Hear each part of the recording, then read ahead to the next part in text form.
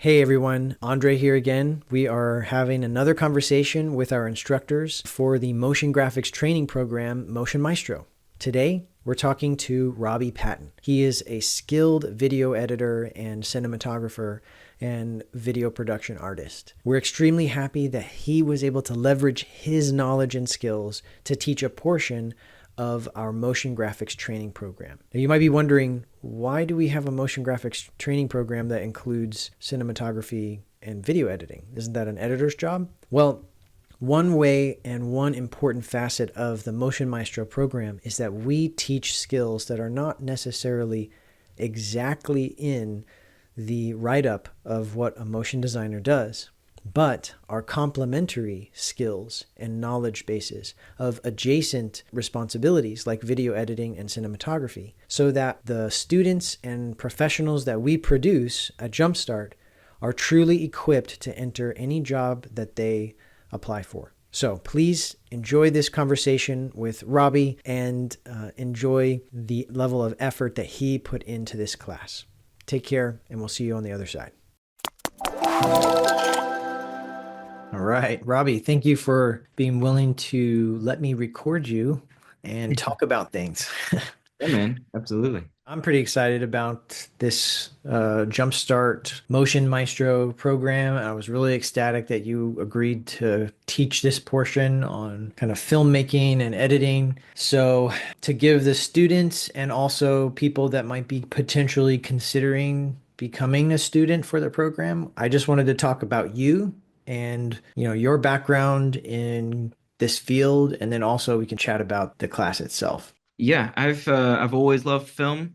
Like a lot of people who get into something, I've always loved it. I used to make all sorts of videos with my friends, and I never really considered it as a career path. It was more of a thing that I was always going to have to make money to be able to support any sort of filmmaking that I wanted to do. But eventually, people just started to ask me to make videos for them, whether it was a wedding video or a little commercial. So I was making a little bit of money. Not long after I started making some money, maybe it was a couple years, Watchtower had a need for a video editor. So they brought me on full time, the staff editor, and I edited there for about 6 years. I started mostly assistant editing. Then I became an editor myself.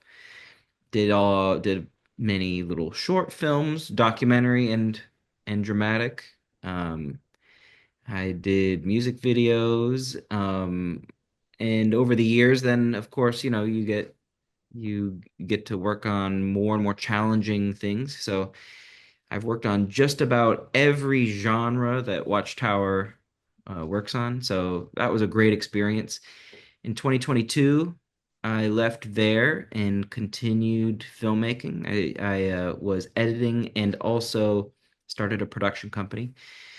So we create videos for businesses that, whether it's for them to get more business or for them to be better understood by their audience. Not too much of it has been training. It's more been, we've done some podcasts, we've done a lot of testimonials, things like that. But yeah, that's been just a short history of where I come from in the filmmaking background. What's the difference from an assistant editor and a full-blown editor? How do you, differentiate those, and what's the Yeah. responsibility differences? I think it can be different depending on the industry. Hollywood has a very strict sense of what an assistant editor is. There, it's very much a technical role.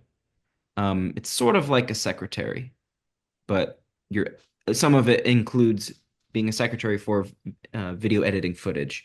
So you tag footage, you organize footage, you sort it, you put it into bins, you get paper, literal paper or email documents from set, and you use those documents to put information into those video files, all to prepare it so that the editor can edit. At Watchtower, we did it a little bit different. Some of it was a technical role, but some of it was a way to train someone. So, my day as an assistant editor would be mostly technical and assisting until I got my work done, say 1 p.m., 2 p.m. And then if that's the case, then you get to edit. So you get to jump into your edit and hopefully do as good as you can and bring it to your editor and say, hey, give me some feedback on this. I'd love to know what I can do to improve it. So that's kind of how we used it there. But usually an assistant editor is used on projects that are larger, longer term projects, 2 months, 3 months editing. That's when an assistant editor is working. And depending on the program you're using, Adobe Premiere, Final Cut Pro, DaVinci Resolve, you may have one assistant editor. A lot of times when they're using Avid, in Hollywood, they could have two, three, four, five assistant editors, and each of them might be tasked with something slightly different. Could be integrating VFX, could be integrating music and sound, could be all sorts of things. But yeah, it sort of scales up and down depending on the needs of the production. So is that due to like various levels of complexity in production and the software, or is it kind of just like the pros are using Avid because they have to put in, VFX, they have to do all of this other compositing work, and there's a lot of different needs for an assistant editor. Avid was based, I mean, if you look at it, the design is like from the 90s. Um, it's very stable, which is why Hollywood likes to use it, but it requires a lot of hands on deck to get it going. Sort of like riding a bicycle versus getting a train to take off from station. Like you need some people, somebody's shoveling the coal into that train just to get it to go. That's kind of what Avid is. So they do have a bit of, I don't know if technical debt is the right word to use there, but it is a little bit because of the app, but it's also because they probably do have a lot more VFX shots. They probably do have the budget to have a much better, sound design process. So even though in post-production the edit happens and most of it gets done before it goes to sound, just while you're approving of the video, it needs temporary sound and it needs temporary VFX and it needs temporary music. That way the viewer, the people who are approving of it or asking for changes, they can watch it and say, ah, yeah, I can see, I'm not being distracted. Now I can really think about the edit as opposed to thinking about, boy, we really need some music here. A lot of it depends on the complexity, but also the budget. We've been working on this curriculum and this class for about a year now. So tell me about what went into your process as we developed this specifically for a motion designer to improve their filmmaking and their understanding of cinematography and things like that. This wasn't intended for to take somebody learning motion design and say, "Hey, for a month, in 1 month, you'll become a filmmaker as well."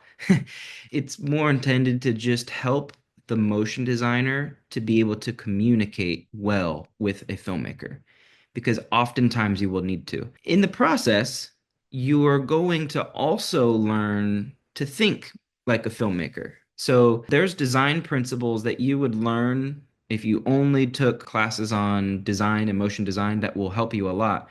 But helping like a filmmaker actually dovetails really well with motion design, thinking about pacing and storytelling, even just the use of music and sound, which we'll talk about, are really important because once you learn to listen well to the music and then you have your design chops as well, now you can sort of build those two skills together and you could say, ah, maybe now that I've kind of got a rough idea of my motion design, I'm going to throw a music track in here and just see if maybe I want to make some adjustments to the pacing of my design. So that's sort of the intention here, just to give that communication ability so that if and when you do collaborate with a filmmaker, you'll be able to. But we also hope that some of the underlying elements you'll be able to adopt and will give you sort of that extra edge as a motion designer. Awesome. Yeah, I find that's one of the things about motion design is that it's such a far-reaching discipline. It goes 100 different ways, and you can niche down in those 100 different ways and do one of those things for your entire career. But as a creative person, as a motion designer, you're not quite satisfied doing that. You always want to build your skill set so that you can do something more impactful. And ultimately, in my experience, the people that make more impactful work are the ones that end up getting rehired or brought back in, not necessarily because, they're the best logo animator, but because they were able to solve multiple sets of problems, like how to integrate music or how to think about a story being told. And yeah, it's definitely one of the reasons why it was so important for us to integrate filmmaking and video editing and things like that into the curriculum. Yeah, I think about when you log on to any of these websites where there's like a template, like a motion design template, and you're like, oh, which one will I download and import into After Effects? When you play it, there's sound effects and there's music. Even they know. It doesn't come with that. They're not also selling the music and sound effects, but they know that the viewer requires that to be able to really engage with the material. Now they can see the motion design better because the music and the sound design helps. So even if that's not going to be your role eventually to put in the music, it's important to know how it works. Yeah, absolutely. And understanding why it's there and also understanding what somebody is talking about when they say something. You know, I've had multiple different projects where I'm working with an audio engineer and I have sounded like a fool sometimes asking certain questions because something that is so basic for them, as a motion designer, if you don't explicitly go out and try to learn those things, you don't really encounter it. So it's more of a increase of general competency to learn about these other facets of making videos. Mhm. Because as a motion designer, you can be that niche, but you can also be even greater help, which ultimately that's what I want for our students is to be really, really competent at what they do. And I think this is going to be a really important reason why they are. Run down the weeks of the module and tell us like what everybody's going to learn, and maybe some of the projects that they're going to complete. The way that it's organized is the way that a film is made. They say the best way to learn filmmaking is to write something, shoot something, then edit it, and then do it again. So to write, to shoot, and to edit, and then you repeat that. So our goal is going to be to do that each week. We'll learn about writing, we'll learn about shooting, then we'll learn about editing, and then we'll start over. What we're working on practically together is going to help us to learn each lesson. So we're going to write a little something, we're going to take some shots, you'll learn how to get some better shots with your camera. We'll edit a little something, we'll learn, and each week we get a little tech lesson, something that's not necessarily fun to learn, but it's important to learn the technical side of video editing. But each week, in addition to what we're learning, we're just practicing each week these little videos. We're always throughout the all the course, we're going to be contributing back to an ultimate project, which is going to be a short documentary. So by the end, we should have a short documentary that we've made, and all these other things are just learning lessons that we've learned along the way. So, for example, we're going to learn the three-act structure. That'll be our first lesson. Then we're going to learn exposure and lighting, as well as white balance and color. So those are two camera aspects. Then we'll learn the NLE that we'll be using, which is the program, the software that we're going to be editing in. Of course, we'll have our tech lesson for that week, which is codecs, color spaces, and frame rates. Then at the beginning of the next week, we're going to get back into the story element. So we're going to learn to break a story. So we'll learn how to read something that's written down, maybe an article, and we'll learn what is the best way to turn that into a video, something interesting. We'll learn composition with the camera. Then we'll learn one of my favorite parts of the class, the Kuleshov effect, which is this really cool thing with video editing. It's basically a trick where you can hack the brain. You can put a thought into someone's head with this video editing trick called the Kuleshov effect. It's really cool. We'll learn some post audio that week as well. And then we jump back into the writing aspect, character. So we're going to learn all about how to use character in a film. Then we'll learn coverage with the camera. We'll learn the rule of six, which is a video editing rule. It helps us to know where exactly should the cut happen. Then we'll go back into the writing aspect with conflict and into camera with blocking. And then to round out the video editing for the class, we have a little bucket that I've made just called Fundamentals. Fundamentals is packed full of really fun stuff. The name just doesn't sound very interesting. But that'll be how it works. So the cadence will be write, shoot, edit, and we'll always be contributing back to our ultimate project, which is our documentary. Awesome. Sounds like it's going to be super beneficial. Definitely. Yeah, This would be module number 4 that the students are going to be going through. So the first 3 modules that they start with is motion design crash course, where they do a bunch of stuff related to motion design starting from zero. Then they're going to dive into some animation principles in module 2. And then module 3, we have our class with the instructor, Christina, and she's going to be doing kind of graphic design fundamentals and communications, teaching people how to do, things from a print standpoint. And now we're jumping into filmmaking and video editing. So cool. piece by piece, we're building these building blocks for the first 7, I think the first 6 modules are all like core skill development classes. Now, upon completing the module, maybe somebody's interested in like, oh man, this was really fun to me. I'm going to complete this class. Motion design is really awesome, but I actually really loved that class, that filmmaking class, or I loved video editing and the storytelling and all that stuff. What would you suggest somebody do if that's the direction that they wanted to go? They really were into video editing and filmmaking. What's the outlook for somebody that wants to do that but doesn't know how to get into it or how to get started? Yeah, fortunately, most of the principles that you're going to learn in motion design towards the end of the class, where you start talking about how to look for work, how to build a portfolio, if there's any instruction or tips you can get from your instructor on how to speak with a potential employer, that's gold because that all translates. It all translates. You will need a portfolio, and people will say, don't do any work for free. I'm of the mindset that if you can just get on your website a couple videos that you've done, and if you have to do them for free, then I would suggest that. So, for example, you can shoot a music video for your friend who doesn't play the guitar very well, and that might not be the best portfolio piece. But if you can go to a hotel and say, I'd love to shoot a video promoting your hotel, and they say, well, we don't pay for that stuff. You say, well, I'd do it for free because you know the hotel looks beautiful. That would be worth putting on your website.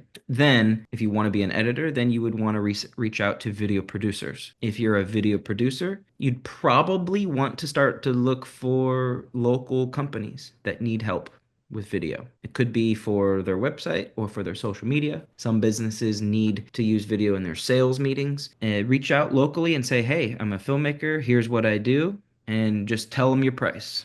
And they'll say yes or no. And you'll get some no's, but that's how you start. You'll start getting some no's and then you'll get a yes. And then from there, you're a professional filmmaker. No, that's gold, honestly, Robbie. I read books at the very beginning when I started becoming a motion designer. I read books, I looked at forums, I watched videos, and there were so many people that were like, you don't work for free, don't do this, don't do that. People need to pay, they need to have your worth and stuff like that. And I would say, generally speaking, once you are established, that is good advice. You shouldn't Yep. just be doing things for free. When people say they'll pay you with exposure, like that's not what you don't do that. Right. But in the beginning, it can, especially when you're kind of just getting your foothold, after you've gotten your training, right? After you have the chops to do the job, getting your foot in the door for something that you can leverage to get other work. That's the big thing. It's being Okay. able to point to something as an example because people don't want to pay you on faith, right? Right. Nobody wants faith. They want to see that you can do the thing. You might think, oh yeah, I can do the thing. I got it. This is it. But if you don't have an example to show that you can do the thing, then people are Right. very rarely going to trust you with any significant amount of money to Yeah. produce that They thing. want peace of mind. And so it will be when you're first starting off that that's a good idea. Or if for whatever reason you choose to move in a different direction. Like I've only been doing dentist videos, but now I want to work for tech companies. They may look at your dentist videos and go, "Okay, I see. Well, we'll call you back." But if you can just do one free tech video, then you can say this is what I did for them. Here's how long it took. I delivered it within a week, of the shoot day, and here's their review. Then it's like, oh, okay. Peace of mind. I trust you. Yeah, you've got the chops to do what we need to do. And also, you've been doing the dentist thing for years, which I hope you don't do that for us. But now I see you can apply your same skill with tech companies. So now we'll pay you. Definitely. So if you have any suggestions or pieces of advice for the students or the people that are potentially considering applying for this program, what would you say and how would you encourage them to move forward? The nice thing about this program is compared to a lot of other ways you could learn a skill, it's a way better bargain. And I don't think it's being sold so much as a bargain, but it is crammed full of instruction and we don't have any required extra classes. There's no, you're not going to have to take a health class to learn how to do motion design, which is great. It's crammed full of really valuable stuff. I would say if you're curious about anything, we have four really great instructors so far. Reach out and just say, "Hey, I had one lingering question about this," or "I'm a little nervous because of this reason." Yeah, we'd love to talk. That wouldn't be a problem at all. We're all very giving of our time, so feel free to reach out. If you think it sounds cool, the class is actually probably going to be cooler than what you're thinking currently. And just having dived in to see the other courses, not just the filmmaking course, but they're so practical. It's like, man, I am going to, by the end, I will have a portfolio. The way I would be thinking about it is, okay, it is an investment, but the goal is at the end to be able to get back what I've invested. And I truly believe that you'll have the skill set to be able to do that by the end. 100% agree. Sing the praises, Robbie. Awesome. Well, thank you so much for chatting with us, and I really appreciate it. And we're really looking forward to diving in and learning all of the video editing and filmmaking content that you've prepared. So, Yeah, thanks, man. Looking forward to it. Looking forward to meeting the students.